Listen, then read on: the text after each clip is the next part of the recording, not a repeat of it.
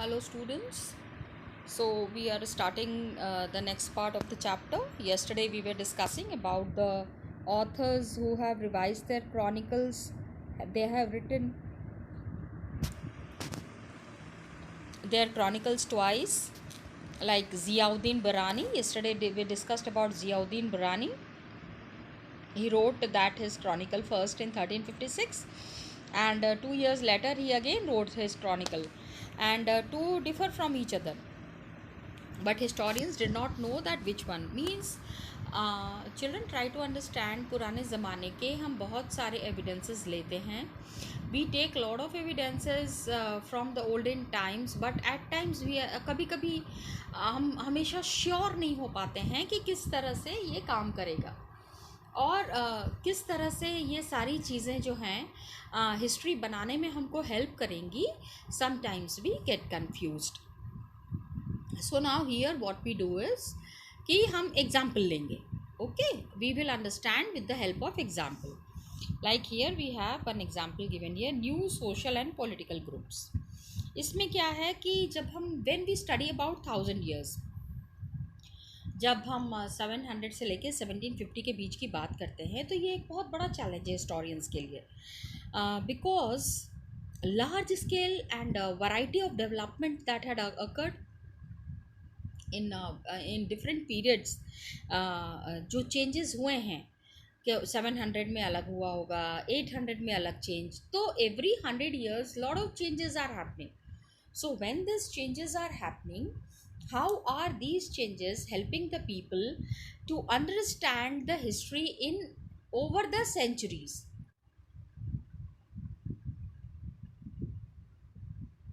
You know it very well, children, that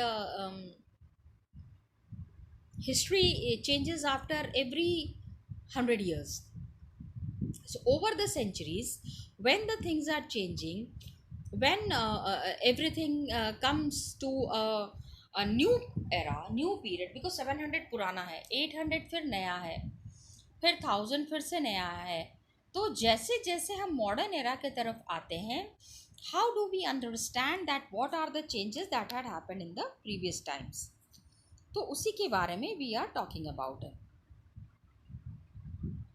Like we have used Persian wheels. Persian wheels means कि अभी कुआं खींचते time में आप देखते हो बेटा, एक वो लगा रहता है, एक चक्की लगी होती है जिसमें कि बाल्टी हम अंदर डालते हैं वापस. Persian wheels where those wheels जिससे कि पानी जो है from very deep it was taken out and taken and used for irrigation work. बिल्कुल अंदर से निकाल के उसको इरिगेशन के लिए उस पानी का इस्तेमाल किया जाता था. तो use of Persian wheel in irrigation, spinning, fire arms.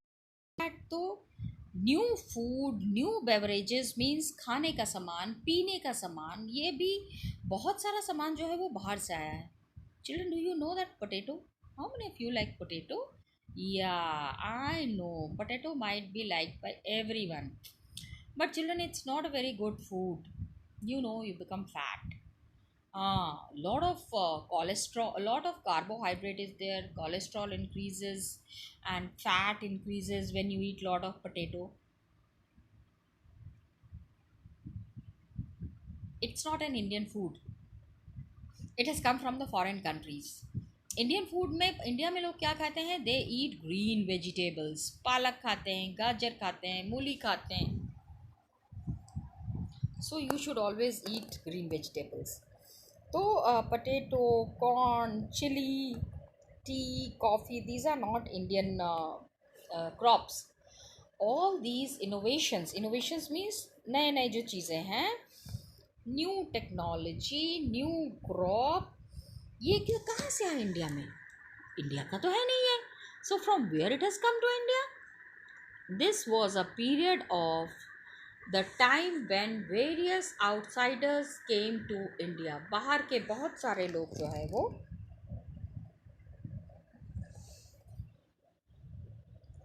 India में आए और इंडिया में उन्होंने अपना period use. They have used economic, political, social and cultural changes.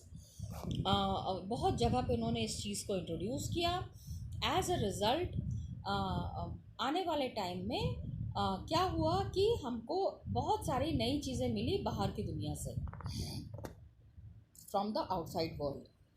तो अभी ये क्या क्या चेंजेस हैं, कौन बाहर से आया, किसने ये सारे चेंजेस किए, ये हम पढ़ेंगे चैप्टर 5, 6 एंड 7 में। For now we are studying chapter 1।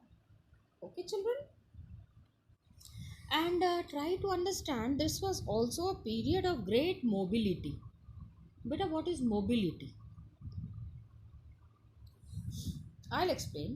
Children, mobility means people moving from one place to the other place. Okay, so when people are moving from one place to the other place, groups of people travel दिया हुआ है, just see it is clearly mentioned here. People traveled long distance in search of opportunity. एक जगह पे काम नहीं मिल रहा है तो दूसरी जगह चले गए, दूसरी जगह नहीं मिल रहा है तीसरी जगह चले गए, और बहुत आराम से अपना काम करते रहे। एंड अपने साथ जो चीज़ें के आए थे, like suppose the people who are staying in Punjab, when they go to Kerala they learn how to make idli and dosa. Same way when the people from Kerala go to Punjab they learn how to make chhola bhatura, isn't it? I was just citing an example, आपको समझाने के लिए मैं example दे रही थी। Okay, तो बाहर से अभी क्या हुआ, वो became important in this period. कुछ एक ग्रुप जो बहुत इम्पॉर्टेंट था, they were the Rajputs. Rajput नाम कहाँ से आया? From Rajputra. Rajputra means the son of a ruler, राजा का बेटा।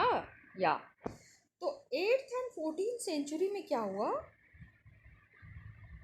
The term was applied more generally. जैसे जो वॉरियर्स थे, सिपाही होते थे, उनके लिए वो राजा के बेटे की तरह ही होते थे, जितने भी सिपाही थे होते थे। तो दे were called as Rajputra, son of rulers between 8th and 14th centuries.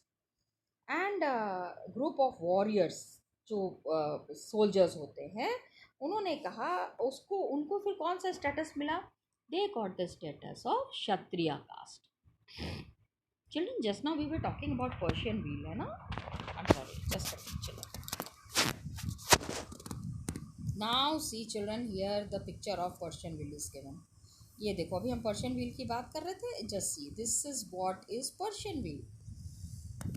ये it is used in agriculture. Just see, नीचे से पानी लाके ऊपर की तरफ डाल रहे हैं और वो पानी फिर डायरेक्टली खेतों में जा रहा है। सो दिस वाज नाउ, अब इसके बारे में बातें कर रहे थे। वी वर टॉकिंग ऑफ राजपुत्र। नाउ राजपुत्र, दे वर द क्षत्रिय। इसका मतलब ये नहीं होता है just the rulers and chieftains. Means जो छोटे छोटे रूलर्स होते हैं उनको चीफटेन्स कहा जाता है। They were also soldiers and commanders, जो कि आर्मी में काम करते थे। Different monarchs were there, different rulers were there, उनके अंडर में ये लोग जो काम करते थे, they were called as the Kshatriyas and they were called as the Rajputras. और ग्रेजुअली एंड स्लोली क्या हुआ, धीरे धीरे उसी राजपुत्र को हम राजपूत कहने लग गए। बेटा, आपने सुना है कभी, have you heard of Rajput? Yes, Rajput मतलब कि जो राजाओं के बेटे थे। पूत मीन्स सन। सो राजा के जो बेटे थे, they were called as Rajput by their poets. Other groups of people were Maratha, Sikh, Jat, Ahom, Kayastha, and Kayastha means caste of scribes and secretaries. Means जो लोग लिखना जानते थे। अभी हमने पीछे भी इस चीज़ को डिस्कस किया है। And use the opportunities of the age to become politically important. पहले क्या होता था, ये रूलर्स थे, पहले क्या होता था, दे वर सोल्जर्स, लोगों की रक्षा करते थे। कोई बदमाश आके किसी को परेशान कर रहा है तो उनको दंडित करते थे। धीरे धीरे क्या हो गया, इनका जो है काम करने का तरीका बदल गया।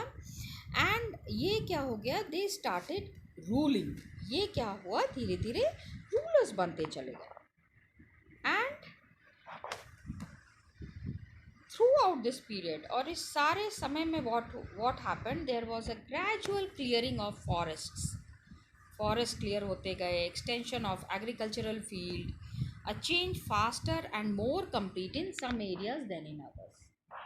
कुछ एरियाज में जो है बहुत तेज़ी से चेंजेस आ रहे थे and there was chivalric code, just see it is mentioned here children.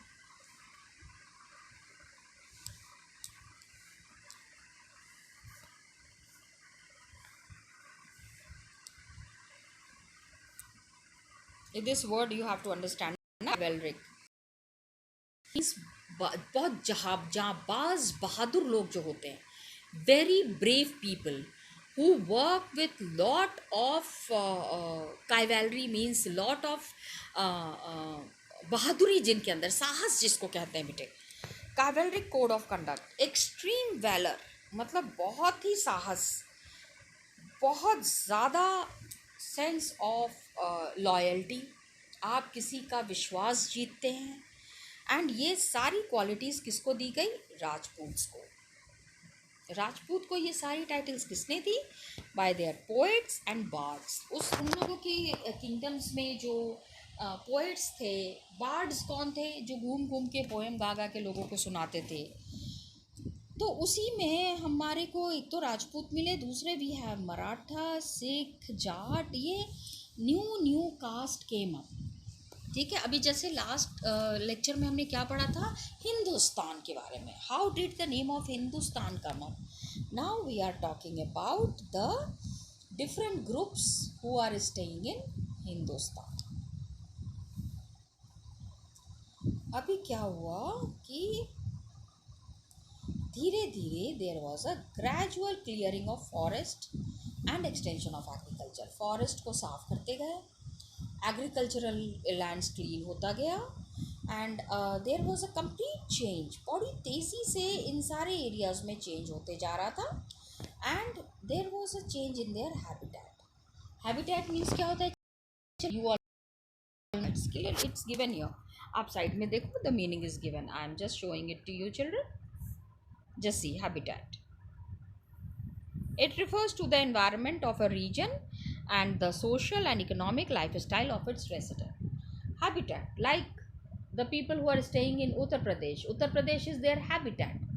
खास तरीके का खाना पीना है, रहना है, कपड़ा है, मतलब एक ही तरीके का रहन सहन जो होता है, that is habitat. Forced many forest dwellers. Forest dwellers means children, yes, those who stay in forest, to migrate. अभी जो फॉरेस्ट में रहने वाले लोग थे, ये जगह छोड़ के दूसरी जगह पे शिफ्ट होने लग गए.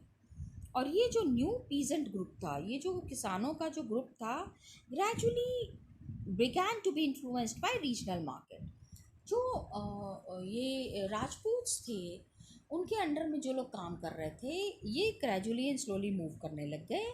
आसपास के मार्केट से इनको काफ़ी फ़र्क पड़ा, इनका रहने का, खाने का तरीका बदलता चला गया एंड एक मॉडर्न तरीके से लोगों ने रहना शुरू कर दिया. Ancient way of living was finished and then chieftain, priest, monasteries, temples, ये सारे भी इस्टेब्लिश हो गए. तो due to which there was a large complex society. बड़ी सोसाइटी थी, आपके पुजारी भी रहते हैं, उसी में मर्चेंट भी रहते हैं. All category of people were living together with full harmony. So significant economic and social differences emerged. काफ़ी लोगों के बीच में जो है भेदभाव था, इकोनॉमिक था, सोशल था, पीजेंट्स के बीच में भी ये भेदभाव था.